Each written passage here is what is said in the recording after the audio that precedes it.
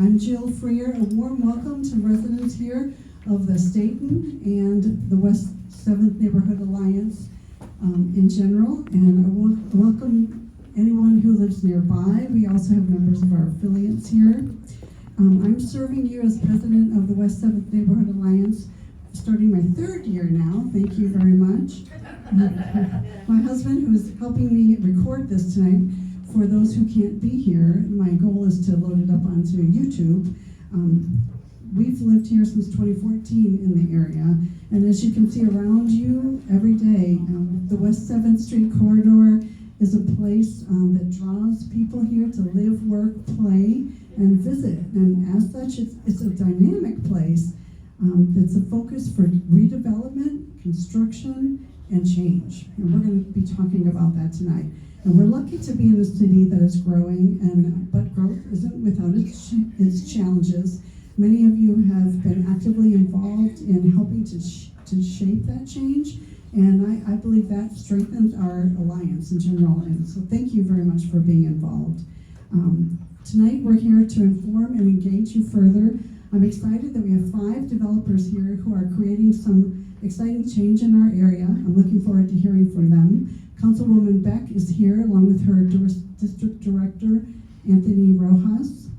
And we have the Fort Worth Police Department here to speak with us. You can see Officer Damon Johnson back there and Lieutenant Jenny Waldo, who'll be speaking with you later.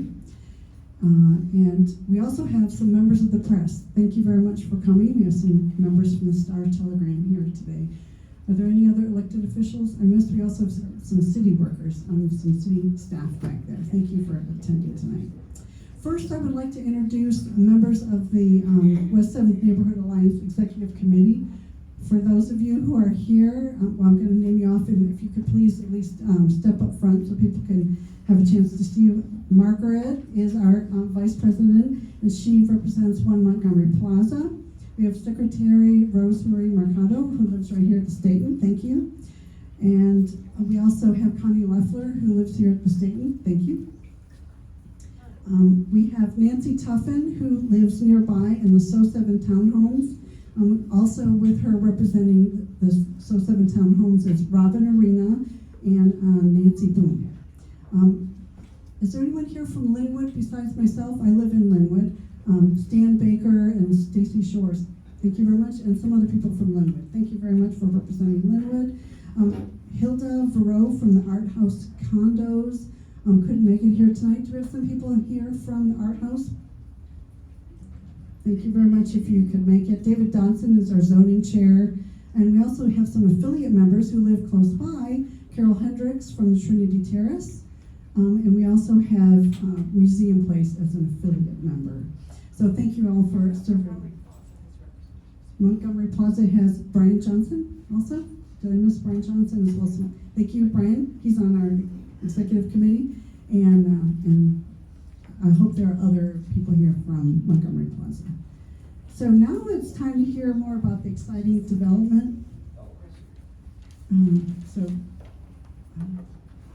But first, so besides the development, we are going to also hear from Councilwoman Beck, and lastly, we'll have Fort Worth Police Department come up. And at this time, I think I'm going to turn it over to Margaret, who is going to talk about development, and I'm going to go back in the back and handle the computer.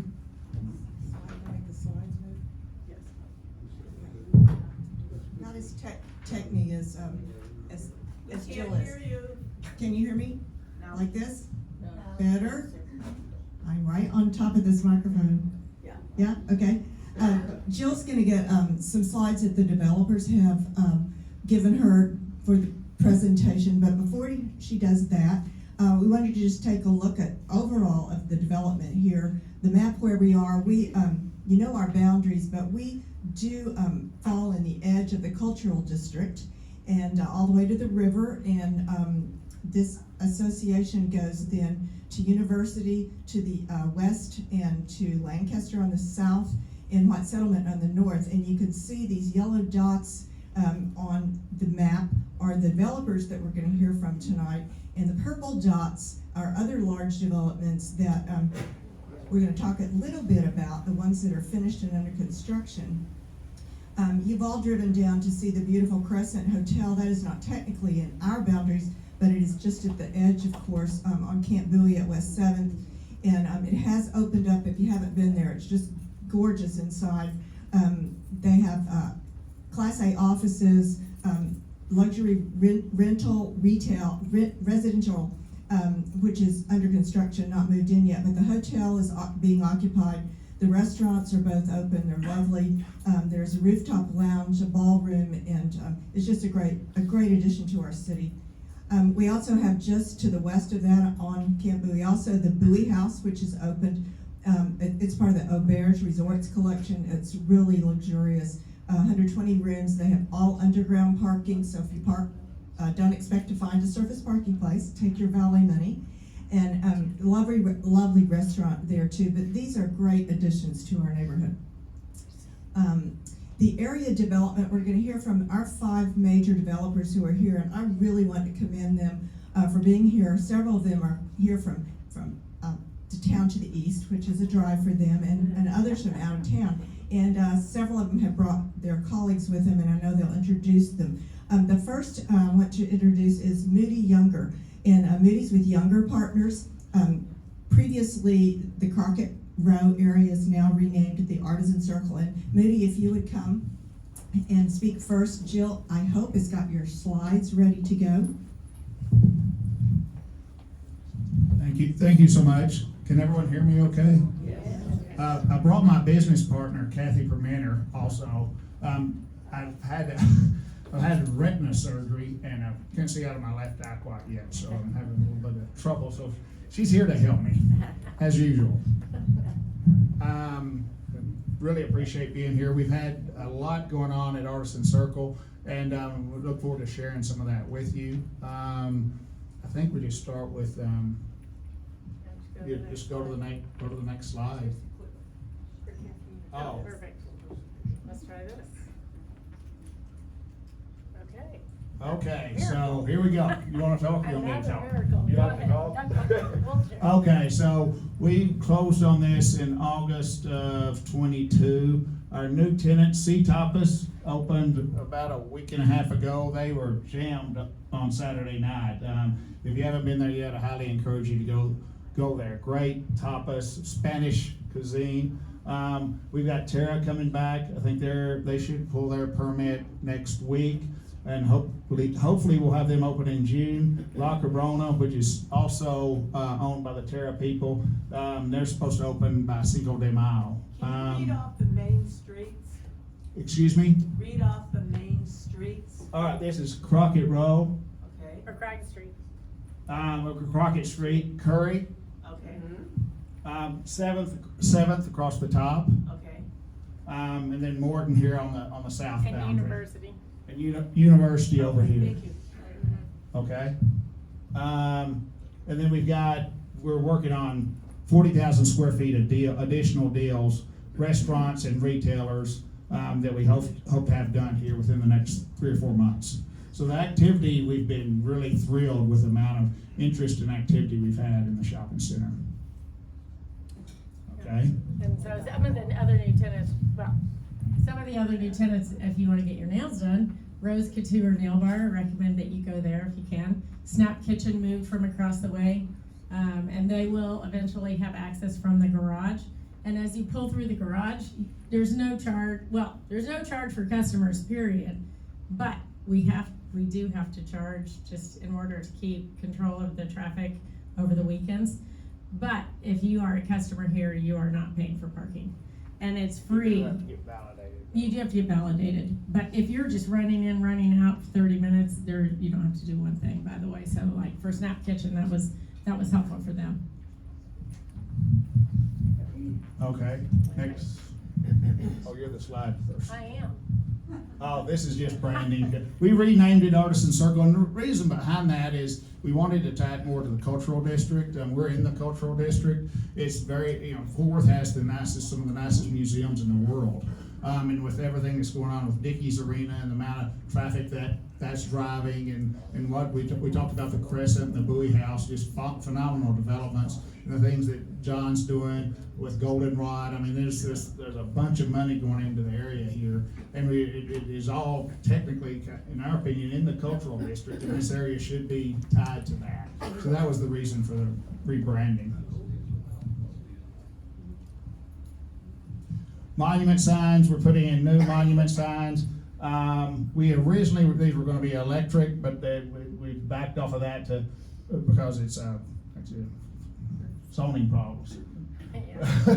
But all new monument signs that are a little different in decor. You can click on, I think you can click through and maybe go to the examples of our monument signs that should be up here in the next 30, 45 days. Maybe just click through. The other thing, when we bought this property, it was, the parking was very confusing. The garages, there's 5 garages, 1,500 parking spaces, but nobody knows that there's parking. So we've gotten approval to put in all the wayfinding. Each one of these orange dots is gonna be a digital sign that tells you how many spaces are available real time in each garage. So you don't have to drive around looking for a space. When you get into the garage, we've got red light, green light technology. So if you see a green light, it means parking's available. So it becomes very easy to navigate which garage you want to go, which garage has accessibility to park in. I think there's one final permitting piece. One final permitting piece on this. Yes. But I think it's We're only ready like, to go. it's within 60 days of having these Let's stuff, hope right? so. Yeah, we're ready to go. Oh, let's there you get go. This is Kathy's highlight. Oh. We are relighting the ring. And we know that, sometimes people like to drive in circles below it, but we are getting it relit, and we should be signing that contract this week, and it should be a 6 to 8 week process and I'm sure the city will help us to get it sped up. And so we are going to get this redone, and the problem really has been that all the electrical has been at the top of these poles, and so they've had to shut down the street, and there's been no surge protection on them. And so we are correcting that, bringing the mechanicals down, not all the way down, but down further where we can reach it with a ladder, and putting surge protectors on it. And so we're excited to get that ring relit. And there's all new lighting, sconce lighting going in, and apparently that's stuck on a boat somewhere. But that should be in soon. And that's the reason the ring light was so hit and miss, because anytime a thunderstorm came through, it would knock out the lights. And then you had to shut down the streets to repair it, so we'll have that fixed. And that should be, soon. Yep, yes. You mentioned monument signs, we know what a monument is, but what are you referring to? They're going to replace the existing signs, monument signs that are there. It's a sign on the ground, and it'll have Artisan Circle on the top and the tenants listed that are in our property, kind of. It'll just be a little different style than what you see there today. So there'll be one, there'll be one additional sign. They're static. They're not electronic. They are static. And so it'll be similar to what we have now, just updated with the appropriate tenants on it.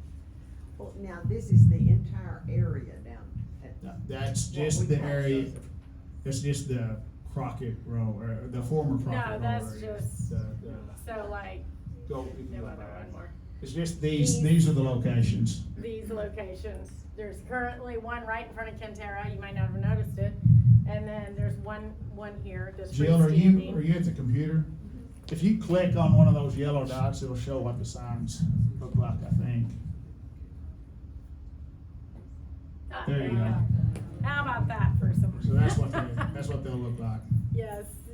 Are the zigzag lights that are on there, are they gonna go and be replaced by that, or will they stay? They are getting restrung with LED lights, and so we can change the colors and everything else. We had looked at making it metal, instead, but we are redoing the lights. It will look virtually the same as it has in the past. Are you It's talking just- about the ones on top of the building? Yes, Oh, I'm sorry, I thought you were talking about the ring Down light. On top of the building that has rows and rows of lights. Are you talking about the string lights? yes. No, those are gone. They're gonna be gone? They're They're gone. gone. They They're gone for are good. gone. The string lights are gone. We lit the trees for the holidays, but we lit the trees permanently. So the trees that are lit, those lights are staying up year round.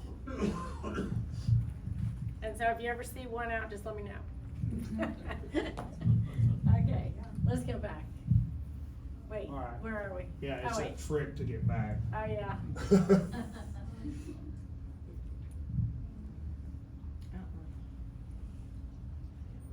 There it is. Okay, here, I'll flip through. Okay.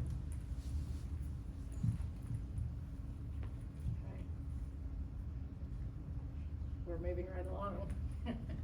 Okay, And this is, some of, more, the green light, red light technology we'll have will actually be through the middle. And so it'll have a green light if parking's over here and red light if there's not parking over here, or vice versa. But this is the concept of kind of, as you pull into our garage, what it'll look like.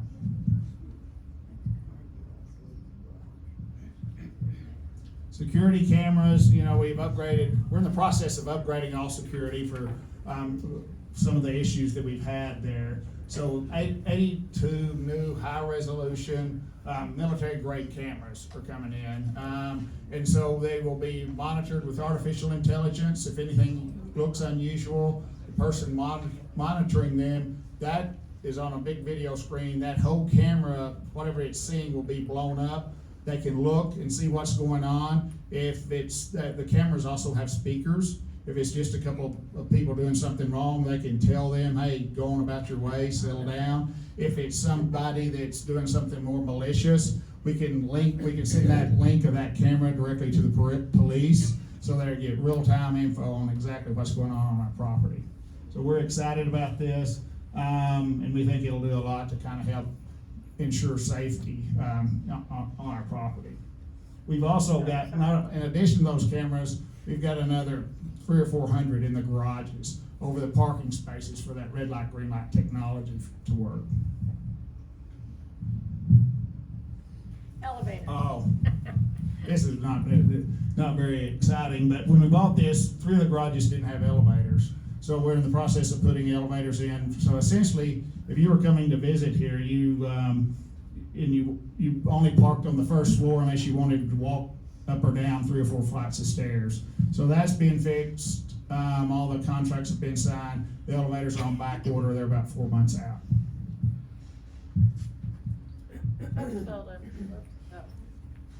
And this is some of the future There we stuff. go. This is a kind of a schematic of what we want to do for the Kona Grill space. We've got a nice brand name restaurant interested in that space. Hopefully we'll have something signed here by the end of the summer for that. That'll be exciting for everyone.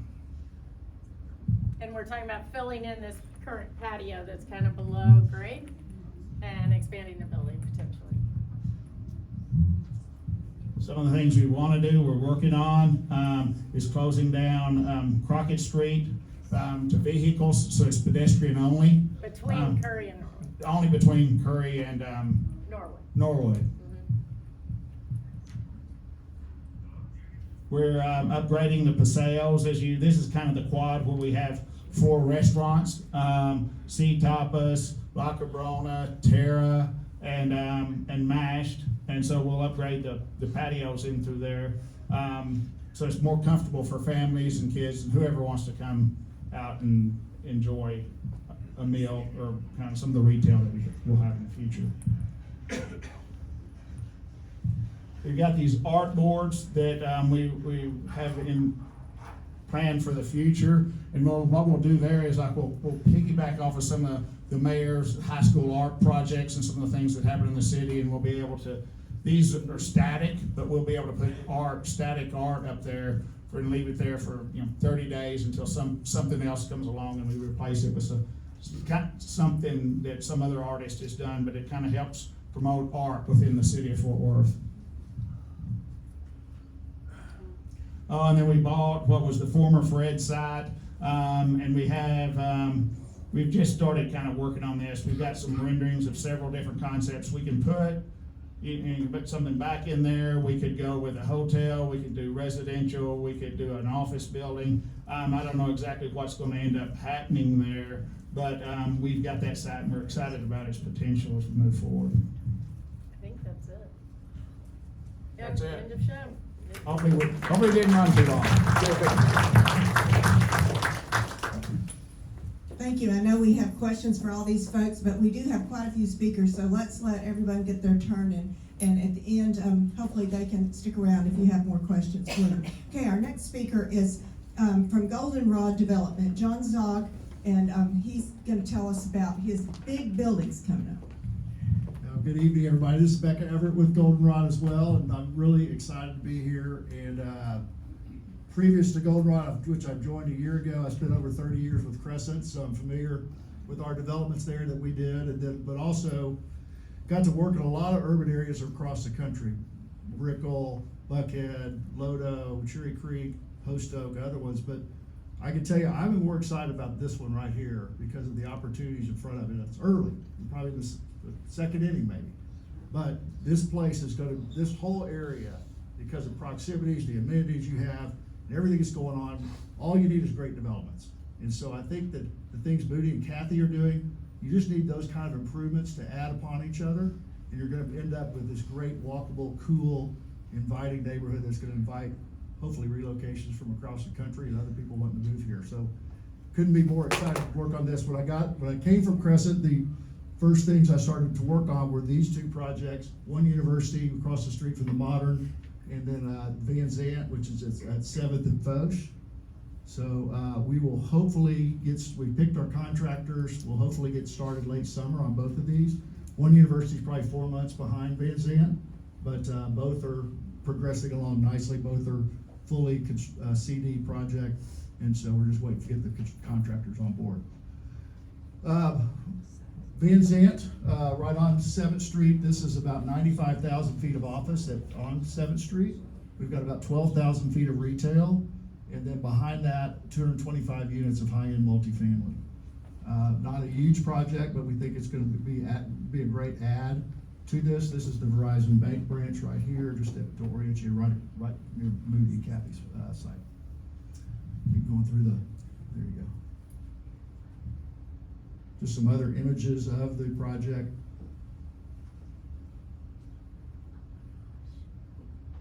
Great views coming back and forth.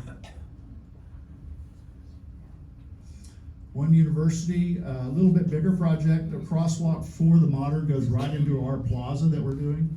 So a little bit bigger office, about 115,000 square feet of office, about 20,000 feet of retail, and then a 177 room Autograph by Marriott hotel. And then, yes ma'am? What's the university? What university? No, it's on University Street. Oh, okay. Sorry. My fault, I probably said that. The 177 Marriott Autograph Hotel, which we're about to name, and then about 20 to 25,000 feet of retail, then 250 units of multifamily in the back. The hotel will have 4 different dining and options within the hotel, maybe 5 if I get them to do the coffee sandwich I want to do. This is the pool deck with a restaurant behind it. This is our jewel box of the hotel. That'll be a restaurant behind, and one back in the back. This would be about 8,000 square feet of potential retail space for restaurants as well.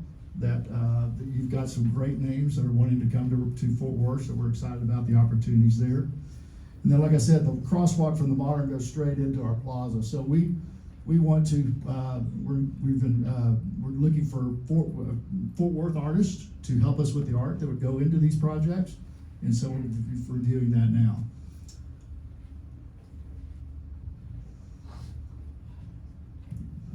Some other images, but a lot of what I've been doing is a lot of the things that I designed, a lot of the buildings for Crescent. So just been tweaking some things to bring the quality of that we'd like to see at these locations, and be a great option for the users that will live and play and stay in office in these locations. can't tell, Marriott is so excited about this site. Obviously, their experience with the Drover, that's an autograph hotel as well. I think it's their highest gross per room hotel they've got in the system. So they were all over this location. They're super excited to activate this with everything that's going on with Dickies and everything else. Can I pop in just with a question? Would You give us bet. some heights, some stories or heights on this building? We are, Yeah, both so- buildings, Right, yeah, so on the office building, we're at 9 stories, the hotel is 10 stories, and the Resi Tower is 11 stories. 9 stories for the office, 10 stories for the hotel, and 11 stories for the Resi. That includes we have about 30 foot of fall on the property, if that makes sense, so we have a 2-story subterranean parking garage as well. So that 11 stories for the residential is really like 9 stories of actual residential space. So from university, really from the public's view, you won't ever see any parking garage unless you're kind of on the back side of the building where the Resi Tower will be. Yeah, there's actual 6 floors of office on top of the parking lot. Yes, sir. What is an autograph hotel gonna do for me? So the good news, it's in the autograph system, so that everybody gets their points, but you get to brand it yourself. So the Drover is an autograph hotel, and they branded that the Drover, and they were able to design it to that design. So we're not gonna do the Drover, Western theme. We're not gonna do that. We think this is a little more sophisticated, being across the street from the museums. So we're gonna take a little more sophisticated approach, but working on that design. But you get to brand it yourself and design it yourself. You don't have to live to all the Marriott standards. And the office is, office nationally, nobody nationally likes office, but Fort Worth, I think Crescent proved that there's a real demand for office space. When we announced that project for Crescent, I knew we had undersized it at 140,000 feet because there were so many users that were looking for this environment. So they, signed up RBC, PNC Bank, Morgan Stanley, and hedge funds and others. So they're designing another office building on the back side of their project, but we're building 210,000 square feet between the two projects, and I'm extremely bullish on the lease up of these buildings to users and people that are looking at their activities are already pretty strong. People just want to see it under construction, and we're about to be there in a short few months. Thank you. Okay, next up we have Wes Miller from Centergy, and that's known as the Left Bank.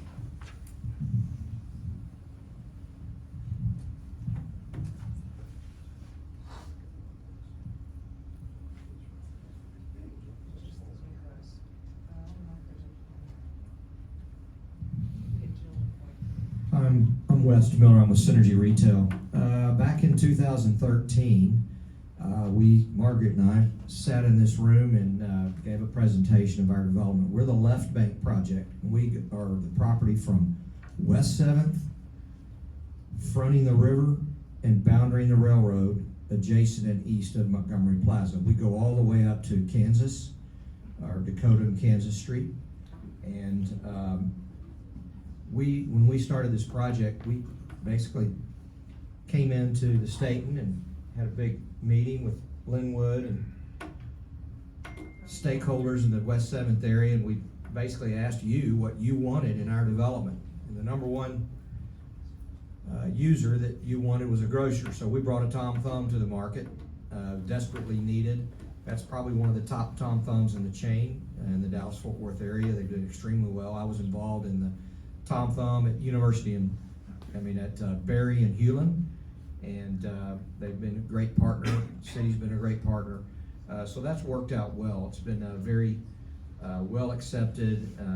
That development, before we had announced the Tom Thumb, we basically came in and bought 34 acres from Chesapeake Energy, this was blocked up by them for years. That was going to be their Barnett Shell corporate offices. We're in the TIF number 9. The TIF number 9 is very important to the city because they sweep those funds into the TRVA through the TRWD and those funds. So we went from a corporate Barnett Shell office for Chesapeake, which might have generated $100 million of value, to what we've developed is probably gonna end up being about $500 million worth of value, which is desperately needed by the city.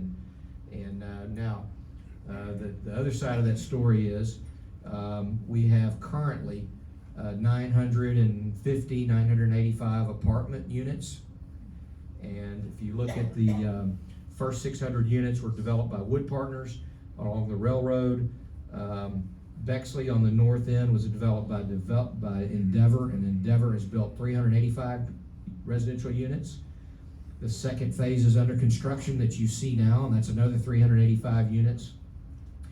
And then the 4-acre block just east of our project on the river has been permitted or under permit to Lane Partners, and Lane Partners is a prominent multifamily developer. They'll build another 300 units. So in total, just on the properties you're looking at, you'll see 1,600 units of residential in the form of apartments. We have one tract up to the north. It's a little 2-acre tract that is zoned higher density. It's zoned PI3. Everything you see on the map here was zoned MU2, which allows about 60-foot height zoning. Our tract on the north end will be, can go up to 280 feet. It's a minimum 6th floor, and that's our zoning. If you know, adjacent to our tract along the river was a gas well that's been there for years, owned by Total, formerly Chesapeake Energy. That well has been abandoned. That well will no longer be producing, and one of the representatives is here from Total, and they will be marketing that property for sale. It's zoned residential. We've been meeting with the city for quite a long time. If you'll notice this particular tract, the gas well is here. This is our tract. This is where the river bypass will be going along Arthur Street. So that's the river bypass that's under construction now. Yes, ma'am. Will that,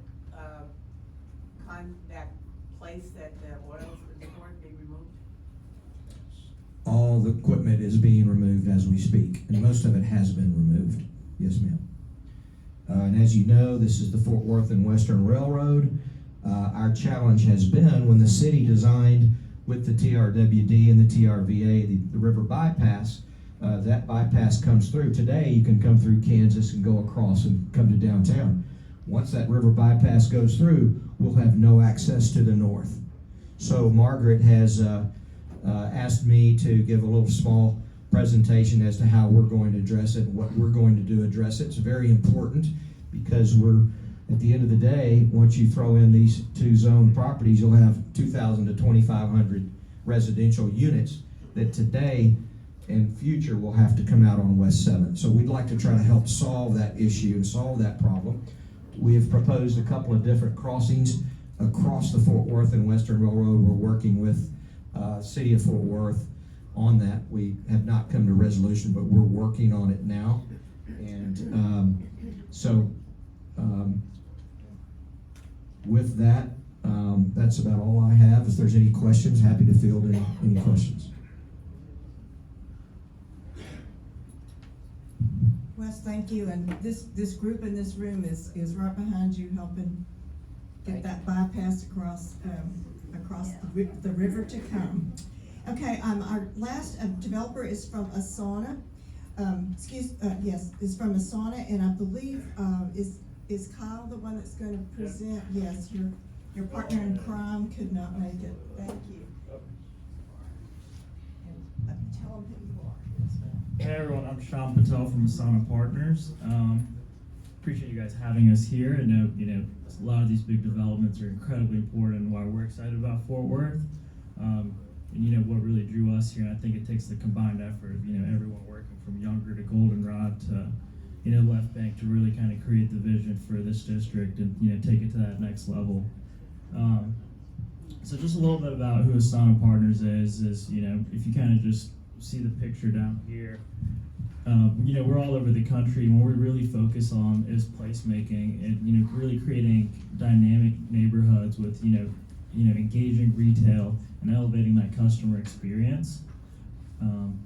one of our biggest market, our second biggest market in the country is Dallas. So our eyes always been on Fort Worth, and we finally made that break about a year and a half ago with Faux Street Warehouses. So right across the street over here, and then our second piece of the puzzle here was the Foundry District.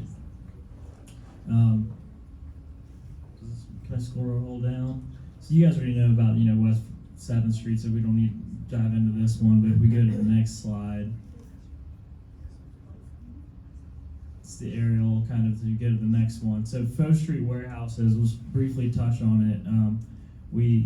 If you've driven by recently, we've kind of completed a full, facade reposition to it, as well as increased patio spaces for a lot of the new signage, lighting. We started a spec suite office program for some of the spaces back there, looking to deliver next month with a lot of interest. A lot of restaurant interest as well for the end cap, where we've increased patio space. So, added a dentist kind of studio, some salons. So a lot of things, you use day to day, as well as, the opportunity to, make it an 18-hour neighborhood, and you go there for multiple reasons or services. And this site map, I don't think is, completely updated. 2nd Street has also opened, which is a thrift store that really kind of plays with that young, dynamic that you have in this district. And these are a few renderings of, what it looks like, honestly, today if you drive by. We've completed a lot of this work and added a sidewalk to the edge of the street, so it's a little bit safer for pedestrians, parking revamp. But what the bigger project here for us is really the Foundry District. If we go to the next slide. Yeah, so M2G, which I think, a lot of the room here is probably familiar with, the local development company, really sparked the vision of, improving and creating almost a sub-district within, Fort Worth, really focused on art. I think they've done a great job, and we saw the opportunity to kind of finish the project and take it to the next level. And we've, gone deep through design, in the permitting process now, which seems never ending from a civil perspective. So if one of you guys can help me on that, we can take it to the finish line and start construction hopefully soon. But we've kind of, you've seen the courtyard there. Right now it's just decomposed granite lot, not much activation. We're really trying to add patio space, the ability to, park food trucks in there. We're talking to a ice cream shop to, give a garage door open into that patio space, and a coffee shop, so that can really, make it family friendly, and then the ability to program bands, right there behind Doc Records, and really kind of create a vibrant district, for all ages. The second picture you kind of see here is where Cowtown Marathon used to run their office. We're programming the front half of the space and patio space to be a restaurant. Which I think, that's turning out to look really cool. And then the third picture here used to just be an auto body shop, two-sided auto garage. We're at least for kind of a wellness concept there for a majority of that space. And then the fourth is a standalone building where, could be a variety of uses, but it offers a really great patio on the backside. And kind of, you see what it is today, and you kind of see what our vision for it is, right? We're not demoing and going 10 stories up, but really trying to improve what's already there. The district has great bones, and this community has a great art scene, and we want to dig into that and really make it a haven for those uses and that culture. And then I think the next slide is just really some blown up renderings that we've kind of just walked through. But hopefully starting, construction on this, larger site plan and improvements this summer, and, deliver early next year be the goal. I'm really excited for, this district and to see where it goes, and, the piece that we can play in it. Thank you. Thank you. Sorry I called you Kyle. Appreciate your being here. This area, I think is one of those sort of secrets. If you haven't been over there, I really recommend. It's the area behind the Target and across from Linwood. There are lots of fun little surprises back in there, and I love what you've done to Faux Street. I go to Avoca every day. So love it. Our last developer, Kimco, the Montgomery Plaza area, Christopher Herman was not able to be here, but I asked for him to send something in writing, so I'm just going to read that to you. So I'm just, FYI, the Montgomery Plaza development is run by the company Kimco except for Target. Target is sort of its own standalone. And the Montgomery Plaza residential, OMP we call it, One Montgomery Plaza, the residential is separate from Kimco, but all the commercial on the first floor is part of the Kimco development. That's just an aside. So from Chris Herman, he says the multifamily, as you know, a few years ago there was a zoning change for the strip of stores where the PetSmart is against the railroad track that was changed for multifamily. We've just sort of been waiting what's happening. So I asked him specifically, and his answer is, at this point in time, we are still working with the existing tenants and current leaseholders with terms remaining on those leases. While I can't offer more, where I cannot offer more detail about the timing, I can assure you that we will not be proceeding with the redevelopment in 2024, most likely not beginning a deeper planning exercise until the third quarter of 2025. And as far as what sort of tenants in the rest of the center, he titles it vacancy. He says currently the entire retail portfolio has 282,554 square feet of leasable area.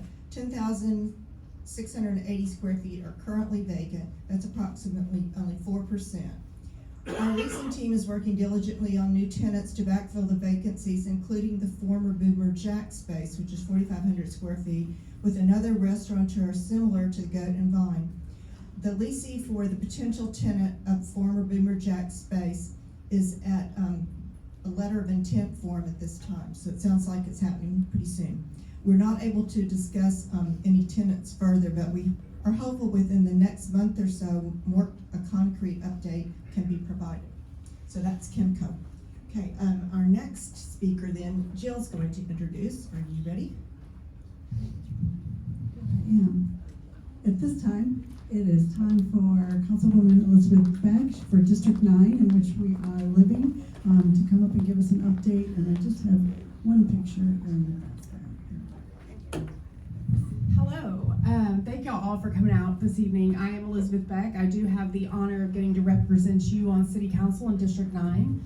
In the back, I want to make sure that, he's taking a picture now, but he put his phone down. Anthony, if you could wave. Anthony is my district director. He's one of 2 staff members that we have at the city. That was really, we doubled our staff size from 1 to 2 people for each council district, and really that was so that we could be more responsive to you. So I hope that you feel that when you reach out to my office.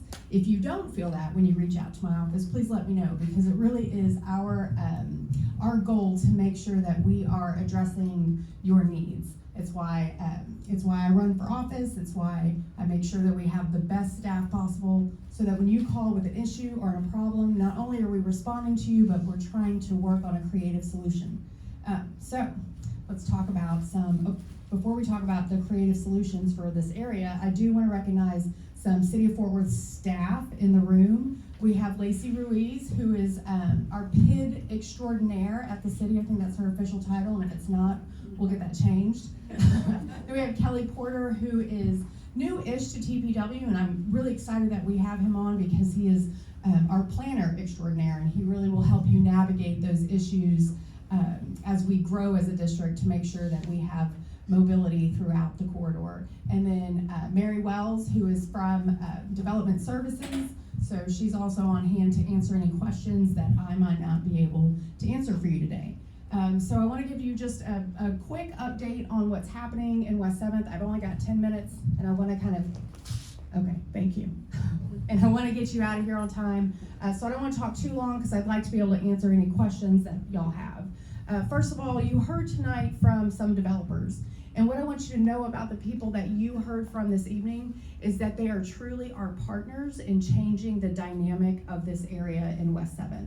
So I am incredibly excited to see the changes that they're bringing come on board, because as we get more high quality, dense development, like the ones that you've seen this evening, we move out some other uses that have proliferated in the area.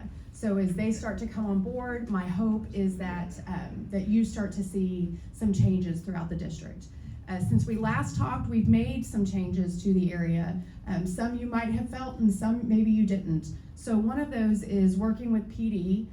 We had the open container ordinance, and so now you cannot have an open container in the West 7th area. That's unique. Most people didn't know that you could have an open container anywhere in Texas, but we have restricted that in the West 7th area, really just as a tool for our PD to help bring down the temperature of the nightlife in the evenings. We also made a change to the mixed-use zoning ordinance. So it used to be by right, bars and nightclubs could exist. That really prevented me from being able to be your watchdog on council and make sure that the partners that we have coming in are good partners. So we made a change and limited by now what's available by right to 2,500 square feet. And so why 2,500 square feet, people ask? Because your neighborhood pub, your neighborhood wine bar are really places that we want to encourage. We call them third spaces, right? The place that you go between work and home that you can sit down and you can enjoy with your neighbors and chit chat and have a good time.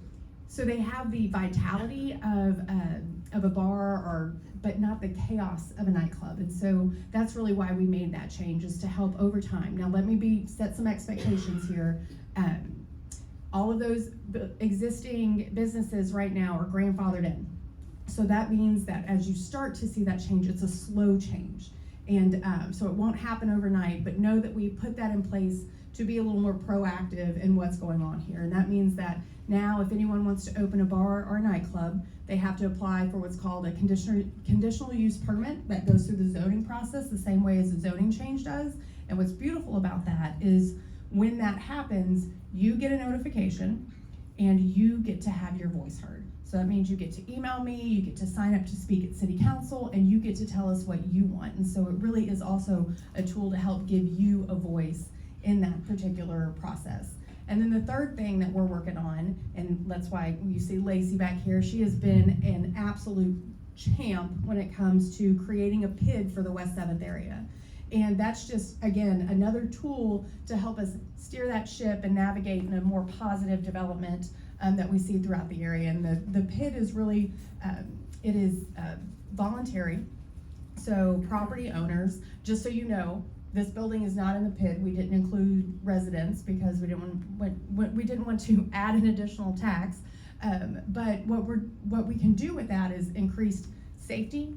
So that's like the ambassador program. If any of y'all have had the opportunity to visit downtown in the last decade or so, and you see those folks in the bright yellow shirts, those are downtown ambassadors. And so they are not security officers or licensed police officers, but they are another set of eyes and ears on the area, whether that's wayfinding, how do I get to Terra, because I'm pretty sure everybody's gonna want to go to Terra once it opens. Thank you for bringing that back, Moody, you're the best. I think you get an award for that. I'm pretty sure you'll see everybody here at the buffet at lunch. To just being that extra set of eyes and ears for our PD at night. So if they see something going on, they can radio that in and we get a faster response. It does things like landscaping so that we can beautify the area, add additional lighting to those places that maybe need it in the West 7th area. And then as we shore up West 7th and we improve the safety of that area, then we get to do more of the beautification with the PID as it moves on. So if you are wondering how you can get involved in that, you can talk to these folks. I'm about to throw y'all under the bus, big. Listen, talk to these folks over here. If you know someone that owns a piece of property in the West 7th area, please encourage them to be a good neighbor and be part of the solution and join the PID and sign on to the petition. It's a long process, so I want to make sure that we don't expect something overnight. The last PID in the city of Fort Worth to make took about 4 years. This will not, because I am not that patient. So I can promise you that it will not take 4 years to get this one. In the meantime, City Council has used our CCPD funding to go ahead and proactively deploy the ambassadors to the West 7th area. They should be there around the end of May. You'll start to see them show up as well, so that we can make sure that that we're getting ahead of it, and that when that PID comes on, it's seamless and you start to see some improvements. So I'm gonna quit talking. Well, one quick thing, because I know we wanted to talk about the Community Arts Center. If any of you have been following the Community Arts Center, you know that it's in a bit of disrepair. It needs a lot of work. And so what the city did was we went out to RFP to find some developers to see what we could do to reimagine this space, to preserve the community art aspect of it, and improve it, and not have to sink a bunch of your tax dollars into it. So we had several companies come back, and you will see council action soon, so next month. All right, so with that, I'm gonna open it up to a couple of questions in the room. Yes, ma'am. Why don't you tell us what PID? Oh, Public Improvement District is what it stands for. Sorry about that. Next question. Anyone? Y'all are being too nice. What? You've got to have something, anything. Yes, I think, ma'am. well, security is just so important, I think, you know, from hearing stories and whatnot about the area. Security is really important, and it's something I take very seriously as your council person. Anytime something happens in West 7th, these guys in the back of the room can tell you, right, what's going on, what's happening, what can I do to help support them and to help support y'all to make the situation better. So know that that happens every time you see an incident on West 7th, that your NPO and the Fort Worth PD are engaging with me in my office, and I'm engaging with city management to make sure that we are looking at all of the possible solutions. One quick thing I will tell you, our West 7th Street Bridge, I'll get you, Margaret, our West 7th Street Bridge is a little dark right now, if you've noticed, and that's because the contractor, when they initially installed the wiring, probably didn't do the best job. So you've heard it here tonight once before. So we actually, it might have been the same one, yeah. And so what we have done, we allocated some leftover dollars in last year's budget to fix that. So it will be completely rewired, and it will be bright as ever, and so I look forward to that. And I'm gonna go Margaret, and then we're gonna kind of zigzag. Yes, ma'am. So my question is for you and maybe for Kelly, transportation questions. Two questions. One, the West 7th Street redesign that was done with all the landscaping and the medians is in disrepair. And This so is my what I was question gonna talk is. about. Okay. Okay. This is what I was gonna talk about. You want me to answer that one? You just- Okay, all right, Finish the so, question. yeah, Margaret says finish the question, because she already knows she knows I know where she's going with this. So her question was, you know, we spent a lot of dollars to redo West 7th, but the medians and the landscaping aren't looking like we spent some dollars to improve that. So it's been a bit of a trial and error, if I'm honest with you. We put in rocks because those were durable and we didn't have to do a lot of maintenance. And then what we found was that people that have maybe had too many on the rocks, right, come and pick them up on their way home and throw them at folks. And so we pushed those out and we've mulched. And that's not giving us the look that we want either. And so our Parks Department is actually in charge of all of our medians. There's a little fun fact for the evening, if you didn't know. All of our median landscaping is actually maintained by our Parks Department. And so we are working with them to come up with some hardy plantings that we can put out there and maintain so that you have a beautiful boulevard to look at. And then, did you have one more question? The north exit out of the left bank. Yes, the north exit out of the left bank. Where's Kelly? There's Kelly. Okay, so what our commitment to you is to make sure, my commitment to you is to make sure that as we develop, we're giving you the infrastructure that you need. We have a master thoroughfare plan coming up that the city is working on.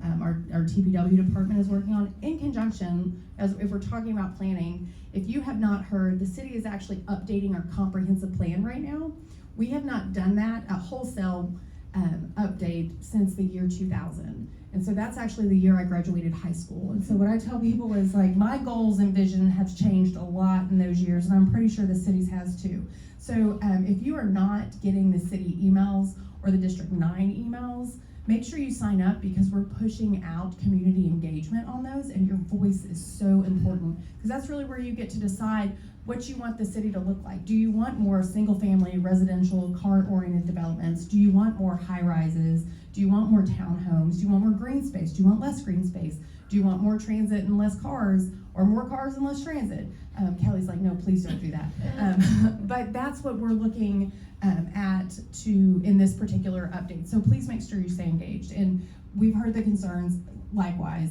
It was one of the concessions that we made in the Kimco zoning case was to make sure that there was a northern exit to that as well. So I hear you, and you have my commitment, and Kelly's in the room, that we make sure that we're staying on top of that for y'all so that we don't add to a problem, but that we make a situation better. Yes, ma'am. Can you kindly paint a contrasting color to the medians to make travel along 7th much safer? Okay. I will look into that. I will tell you, initially, there was nothing and people were running over everything. And then it was when your councilwoman went to make a left-hand turn and ran over a curb that I was like, what are we doing here? And so that's when you saw those yellow reflectors installed. But we can definitely look at painting to make it even more obvious, because I hit it once too. So we're working on it. Why do you insist on planting in this kind of temperature? Why don't you do nice tiles, something that doesn't require maintenance?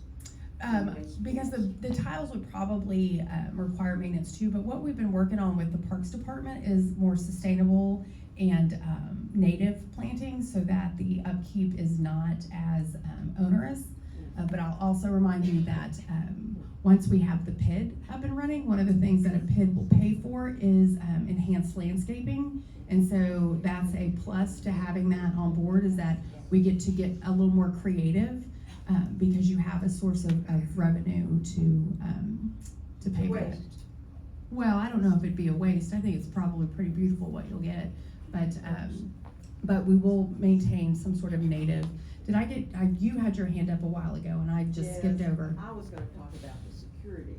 I was with two other ladies last Saturday evening coming home about 6 o'clock. It was barely dark, or just getting dark.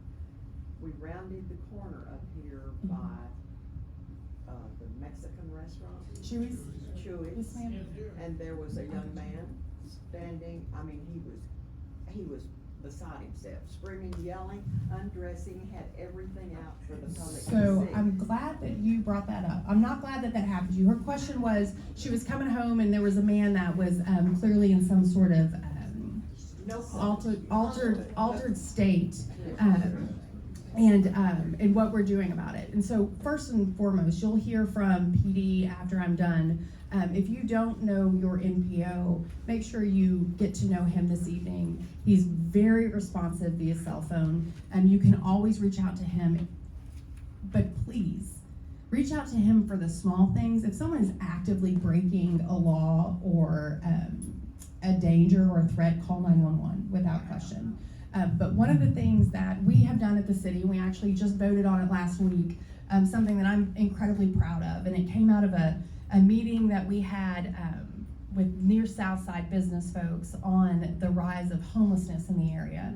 And what we found was that a lot of these folks actually aren't homeless, they're just severely mentally ill. So they might have a place that they're staying in the evening, but during the day, they're in and around our neighborhoods and our businesses, and sometimes their state of their mental illness is so severe that they're really causing a danger to themselves. Now, I want to be clear that if you're standing on the street corner and you're yelling at whoever, that's not illegal and it's not a danger to yourself. Taking your clothes off. Now that is illegal. That's yes.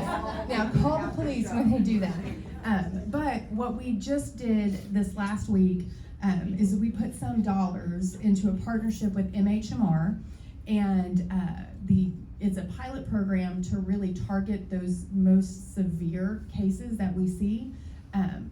Probably a lot like the folks that you saw undressing and giving you a show. There's a group up here under our bridge, several. Okay. Who dress and undress and who built a fire once.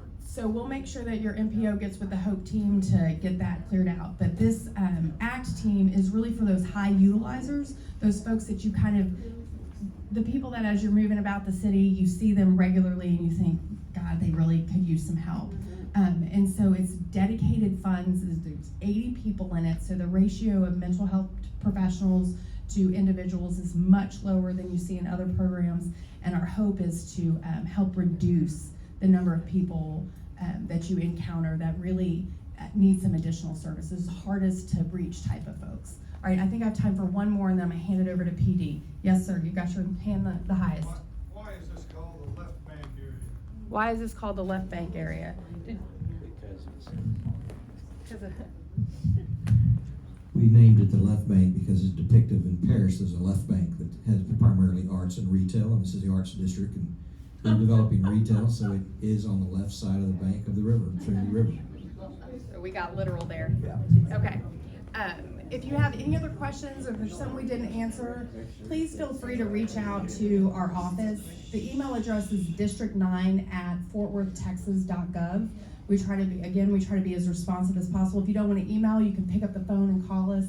We try to make sure that someone's in the office at all times between the two staffers and myself to pick up the phone. I will tell you, I pick up on the phone on occasion if I'm sitting at my desk long enough and don't have a meeting. And most of the time people say, well, I was just calling to talk to Anthony or Mia anyway. So they will answer the phone for you. Before PD comes up, I just want to personally give them a big round of applause. Y'all are really lucky down here in the West 7th area.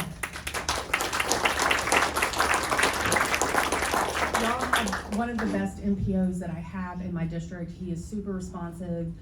He's very proactive. If there's something going on that maybe I don't see because I'm not in every part of the district every day, he has no hesitation of picking up the phone and giving me a heads up and working through a problem with me. Likewise, when it comes to the West 7th area, I can promise you that our Fort Worth police officers are really doing a bang-up job down there and trying to keep you as safe as possible. I know maybe it doesn't feel like that when you see something tragic on the news, but I can promise you that they really work hard to make sure that they are keeping y'all safe, the chaos from moving this direction. So be gentle on them because I promise you they're doing a great job for you. Thank you very much, Councilwoman Beck, and Ms. please step forward, Lieutenant Junior Aldo. We had planned to finish right at this time, but we did get a late start, so we've got about maybe 10 more minutes, and the lieutenant, take it away. Hello. Hello. Well, we'll go ahead and we're going to rip through some slides really quick here, okay? Some of this is going to be a review if you were here last time, but I cut out some of the slides to make it a little shorter, and we've added in a little bit of new information for you. Damon, hit it. There we go. Okay, this is just a brief history of the West 7th Street unit. We'll skip the history part because we're on a schedule. Go ahead. Okay, I have two teams. We did get 2 additional officers, so we now have a total of 25 officers working in the district. 12 officers on one team, 11 on the other. I have a corporal, 2 sergeants, and me. See, I'm gonna just cover one other thing. Normally, most of them work nights. They're here from 5 p.m. to 3 a.m., except for Saturdays, they're here from 6 p.m. to 4 a.m. I have a small day shift team. They are on loan from the night team. They didn't give me any extra people for day shift. We had 4. I have 1 injury and 1 transfer, so we're down to 2 right now, but we're gonna go ahead and work on getting them replaced. I have put in a request to make a permanent day shift. So what I'm hoping for in the future is 6 officers permanently on day shift. It's been approved, has not been funded yet, so. Yeah, next slide, please. Real quick, we are primarily focused on what takes place over here in the King 12 area. This whole area is the King 12, but the patrol area is the T350 area. It's mainly over here in the zone, right? The 12 square blocks that make up the bar district. That's not the only area we focus on, but that's where most of our efforts are. On any given night, I have between 10 and 12 officers patrolling that area. On Friday nights, that will double, and on Saturday nights, it's actually triple that. Okay? Go ahead. Yep. Yep. So technically speaking, especially on Fridays and Saturdays, by area, it's actually the most densely policed area in the city. There's no other area in the city where, we don't have 20 some odd officers, 30 officers dedicated to 12 square blocks anywhere else.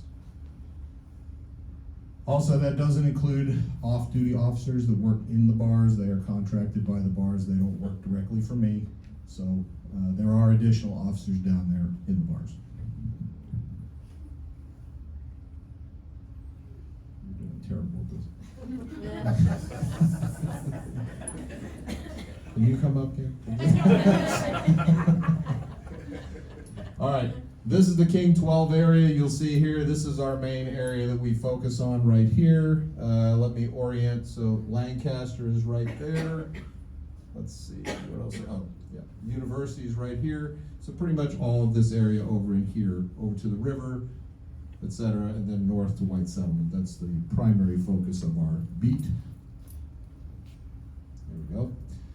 Just to make it clear, the West 7th Urban Village, the councilwoman spoke about it earlier. We do have an open container ordinance that started last year. We have not had to write a whole lot of tickets on that. We put out a lot of messaging before it went through. And so, for the most part, we've had pretty good compliance. I think we've written maybe a dozen tickets since it went into effect, which is not very many.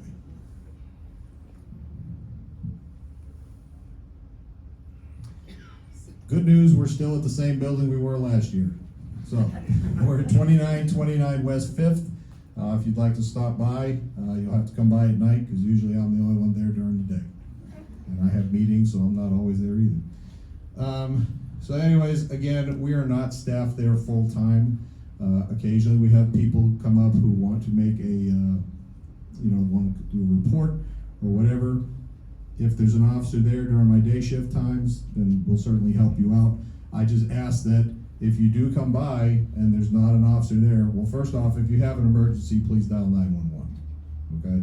If you're just coming to do a routine report of some sort and you don't get an answer, please don't be upset. It's not personal. There's probably just nobody in the building, okay? You can skip that one. You can skip that. Okay, so crime stats. We went ahead and did an analysis for you. It's going to be 2021 through 2023. So we have 3 years to compare. Okay, so this will be for the King 12 beat and the T350 patrol reporting area. Okay, and I've got a second chart on here to show you the crime data for the entire West Division so you can compare it. If you don't get all the numbers tonight, I'm sure Jill will keep a copy of this and you can take a look at it. This is public information, so if you'd like a copy of it, just ask Jill and she can give you a copy of it. So, for those of you who were wondering, which I'm sure you were, for the King 12 beat, let's see, let's talk about homicides. That's a popular one. There's only been one per year, okay? And that's held true since 2021. We've had one per year. All right, it gets a lot of press because it's our area, right? But one per year is really, I mean, we prefer 0, obviously, but one per year is not unusual. As far as assault offenses, 2021 we had 196. In 22 it went up to 243. The question is why? Well, we were coming out of the pandemic, right? So all the bars were reopening, everybody was out partying again, so the numbers went way up. We actually trended down slightly, probably about 5% for 2023, okay? And that actually held true for the majority of our crimes. We actually did trend downwards about 5% for last year. So that's good news. The only ones that went up was our weapons law violations, which I'm going to talk about in just a minute. That's for West Division. I'm going to go ahead and just rip right through that. You can take a look at it another time. Good. I also included 2 slides just to give you an idea of where we're at for January and February of this year. Let's see. Well, good news, we're at 0 for murders. We did have a shooting last week. I'll talk about that because I'm sure people are going to have questions about it. But actually, we're pretty much on track for, pretty good numbers for this year. Please.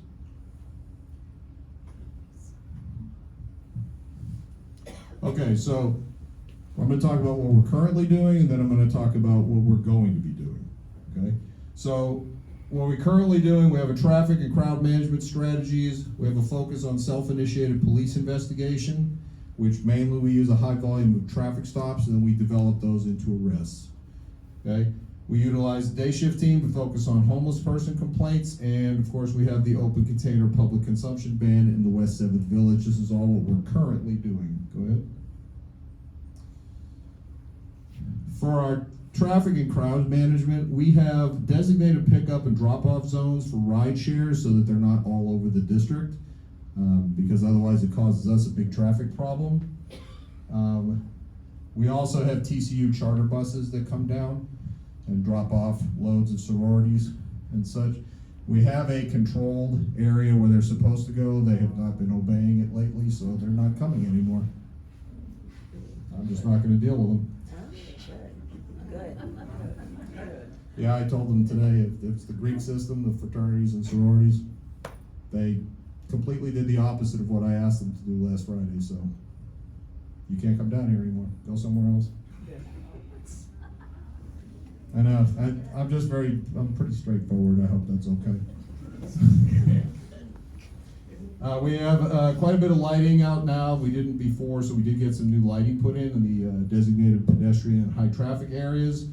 We do close major intersections and through streets at bar closing time. That way we can get all the traffic going outbound. It doesn't get to come back in. There's no cruising that goes on. So basically at 2 o'clock, we start pushing people out. Takes about 45 minutes. Usually by 2:45 to 3 a.m., the streets are pretty clear. We also have a real-time crime center. Those cameras monitor and they give us up-to-date, real-time information about what's going on. Go ahead. So, you remember I spoke about our self-initiated police activity. In September of 22, basically I told my officers that I wanted more traffic stops, develop that into arrests. I told them flat out I want guns and dope. So, because usually the two go together anyways, okay? In the last 4 months of 2022, they got 40 guns. 2023, we got 115. And for this year, as of 2024, we have 21. We're averaging 9 to 10 a month, okay? So, yes, we do still have people getting shot occasionally, but I can tell you it would be a lot more if my officers were not doing what they're supposed to be doing. I can tell you that 115 guns is literally triple or quadruple the next closest district to us. The next closest district, statistics-wise, got 30-something, got 37, I think, for the year. What's the law about guns? Okay, I'm gonna finish the slides and then I'll take that question first, okay? The question was, what's the law about guns? I'll cover it as soon as we're done here, okay? Go ahead. So, we did move 4 officers to day shift. Like I said, we're down to 2. And they're specifically out here to deal with panhandling, homelessness, etc. Who brought up the naked homeless person? I want to talk to you right after we're done here, okay? I'm pretty sure it wasn't Damon, but I'm not positive.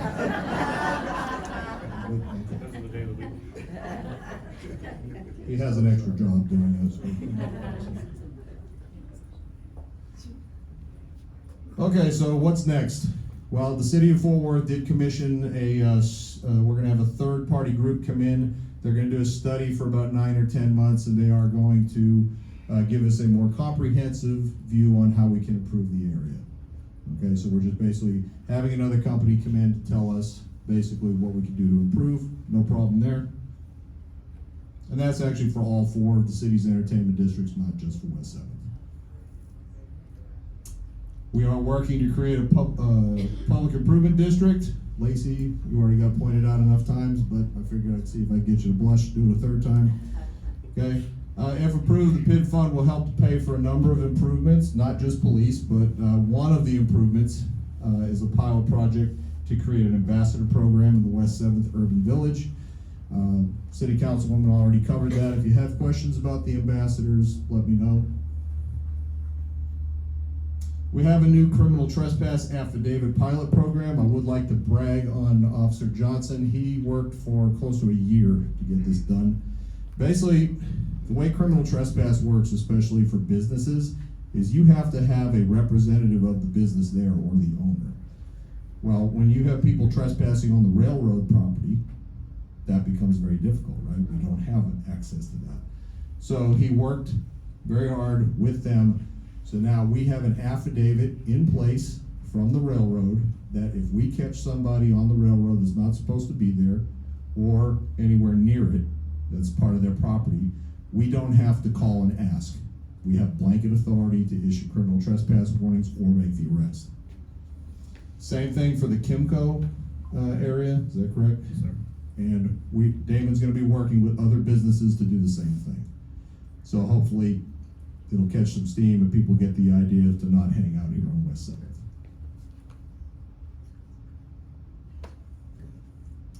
So what else are we gonna be doing? We're gonna be increasing high visibility foot patrol and bike patrols. I'm not a huge fan of the bike patrol thing down here, but they do come in handy a little bit. So I'm gonna have a small bike patrol, mainly Friday, Saturday, and Sunday nights. We're gonna increase our foot patrols down here because, like I said, my officers have been focusing on traffic stops, but after a certain time, they can switch over to foot patrol, have a better idea of what's going on in the bar district. Installation of flock safety cameras throughout the area. So that's a company that has they basically monitor cameras, is basically the easy way to put it. They have a lot of software that they use. They are going to be tying in with, I think, did you say, the Asana partners? We're going to be asking other business partners to tie in with them also. It'll give our real-time crime center access to their cameras. So it'll basically effectively, exponentially increase the number of cameras we have access to. We are changing the pickup and drop-off zones for the rideshare vehicles. The one we currently have is causing traffic problems. We're going to move it to Curry Street. Where's Moody? Not all of Curry. Not all. South of Crockett. I know I promised that. So. Okay. And we're going to be getting some additional lighting in designated areas. We are taking a look at what's considered smart lighting, which is lighting that we can increase the brightness, bring down the brightness, whatever. Like at closing time, we're just going to light it up as bright as we can get it and make it daylight out there to get everybody to just go home. Good. I'm going to cover contacts with homeless people. I know I went over it a lot last time, but I will cover the highlights this time. There's a few do's and don'ts when dealing with homeless people or if you encounter some. Number one, do call the police if a crime has been committed or a threat to commit a crime has been committed. That's a good time to call. Keep your distance as much as practically possible, all right? If they're on your private property, ask them to leave. If they refuse, call. Ask them if you feel safe doing so. If you don't feel safe doing so, just call. We'll handle it. There we go. Couple of don'ts. Please do not give them money, food, or other conveniences, even just to make them go away. Okay? They're like pigeons, right?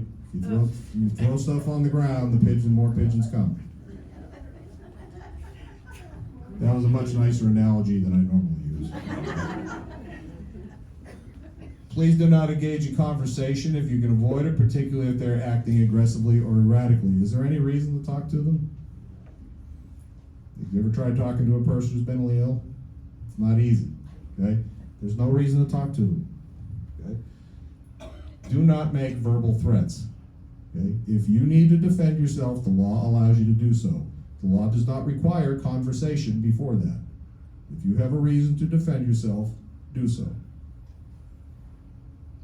The one thing I will ask you not to do not threaten to defend yourself. Do not say, if you don't leave me alone, I'm going to kick your ass. Okay? That's where the problems start. Just kick their ass. How can you help us? Call us. I can't respond to something if I don't know what's happening, right? And I'm gonna ask, did you call the police about Naked Man? No. the police were coming. Oh, they were already on the way? Well, yeah. Okay, good. I'm glad to hear that. I mean, I didn't want to do it, but I'm glad somebody. Okay, so that's actually the abridged version of my slideshow. And now, what was the first question? What is the law in reference to guns? Well, Texas is a constitutional carry state, which pretty much means you can carry openly or you can carry concealed. You do not need a permit. There are limitations on that, which is if you are a convicted felon, certain mental illnesses may prevent it. If you have a protective order out against you, that sort of thing. You can have one in your car, provided it is not in plain view. Okay? That's so people can defend themselves if they need to. Where it becomes illegal normally is if they are committing another sort of crime. I will tell you the most common thing that happens down here on West 7th, my officers will do a traffic stop, they will smell marijuana in the vehicle, that's still illegal in this state. Everybody gets out of the car, they find a gun, they make an arrest. They seize the gun, they seize the marijuana, or whatever other narcotics they may find. Did that answer your question? Yep. I'm gonna add on to that. It is not illegal for somebody to be walking down the street with a gun in this state. It's not illegal for them to be down here in the West 7th area walking around with a gun. They cannot go into a bar with a gun. If they go into a bar with a gun, that's illegal. But walking out on the sidewalk, that's legal. So the three most recent homicide, well, correct that. Two most recent homicides and the one recent shooting a week ago, 2 weeks ago, those all happened out on the sidewalks. Not a one of them happened inside of a bar. Okay? And as a matter of fact, I don't think any of them were related to any bars at all that we were able to prove. Just the first one. The first one? The first homicide was the last two, that was. No, the first one I'm talking about was the TCU student that was shot. That had nothing to do with the bar. Oh, no, the other one before that, the one over Radio Go. Oh, yeah. All right, I'm gonna open the floor up for questions. Yes, ma'am. The motorcycles and the wheelies up on the bridge, I mean, what goes on with all of that? They're just day and night now. Day and night, or is it mainly? Because Well, I know I've heard about the post. Yesterday afternoon, they were pretty active. Okay. My officers mainly handle inside the bar district and north of that. Now, I can ask the traffic division to enforce it, have some of their motorcycle officers out there, so I appreciate you letting me know that if they're out there doing it during the day, great. I'm gonna tell you, I'm gonna be very honest, our motorcycle officers don't work at night. Not that I've ever seen, okay?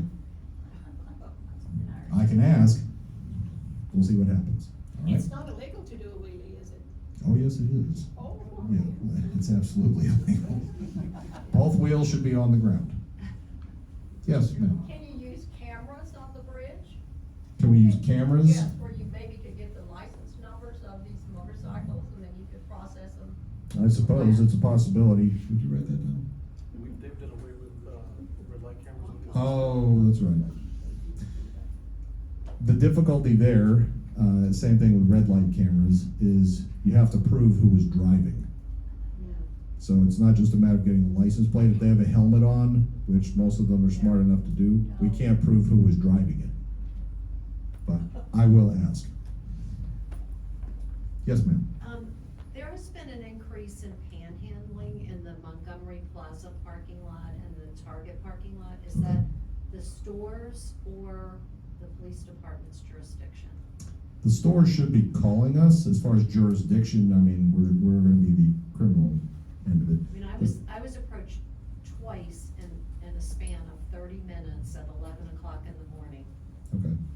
Then, By well-dressed people, they're not homeless people. okay. I'll put it on the list for our day shift to take a look at. Okay, I'll ask them to focus on Montgomery Plaza. Just one second, I'm gonna go to this side of the room. I don't want them to feel ignored. I'll come back to you. Anyone over here? Well, you're in luck. Go ahead. Okay, just inside the district you're talking about, what about under the bridge that's been talked about tonight? We have a group of 3 or 4, and they can fill up a double garage with their junk that's under the bridge, just stashed there. I know for a fact in the last year that we have cleaned out under there at least a dozen times. Okay. Well, now that I know about it, we'll take care of it. And again, if I don't know what's happening, you know, I only have so many officers, so if it's happening, call. Or send in an email to the city and we'll take a look at it. To say the delay on that is we can get the people moved, based upon code compliance section, clean up the mess, which is. Let me go ahead and repeat what he just said for you. We can move the people, right?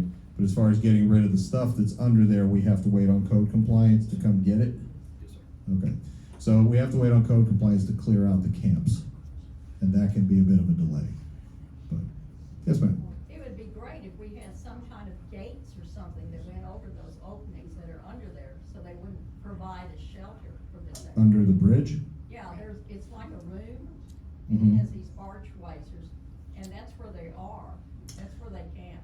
I'm gonna go ahead and ask you to send that up to Councilwoman Beck. That's outside of the police's area. I'm not gonna be able to put up fences anywhere. If you want construction work done, that's gonna be on the city, not on me. But I will ask you to forward that to Councilwoman Beck's office, maybe she can have that done. Yes? How can I put call us on my short list? I mean, call you. Call, well, is it if it's an emergency, it's 911. I know that one, but you said call us. Is that what I do? How do I call you, the policeman in the vicinity? Or Oh, should I see. not? Like if You're you, saying call us, you know. That was my fault, I was slow on the slides. my commander for West Division, that's her phone number right there. My phone number directly to my office is right here, 392-1950. And your NPO is at the bottom. Jill will have copies of the slides if you'd like. Or I'll give you a card before I leave. Yeah, Damon, you got cards you can hand out too? Yes, sir. Okay. So we'll stick around if you have more questions. I know we're wrapping it up. So I'll turn the mic over to Jill. I'll stick around for a little bit and thank you very much.